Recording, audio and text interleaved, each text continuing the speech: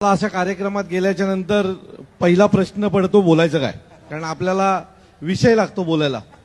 आणि गरब्या बिरब्यात तर लोकांना इच्छाच नसते आम्हाला बघायला. आम्ही आलो की तेव्हा कशाला आले हे लोक. तर फक्त मी माझ्या मित्राला शुभेच्छा द्यायला आलोय, अभिजितला. अभिजित अतिशय उत्तम काम करतोय, अतिशय वाईट वेळेत काम करतोय. त्यामुळे तुम्ही सगळे यावेळेला अभिजितच्या पाठीशी उभे राहा, म्हणजे पुढचा गरबा हा भूतो न भविष्यो असा होईल.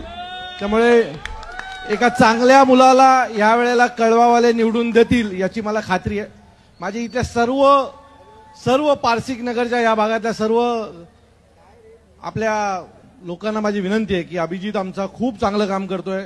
मी खारेगावात अभिजितला मागच्या अनेक वर्षापासून काम करताना पाहतोय आणि ज्या पद्धतीने त्याने इथे मागच्या काही वर्षात काम केलेलं आहे हे नक्कीच चांगलं आहे.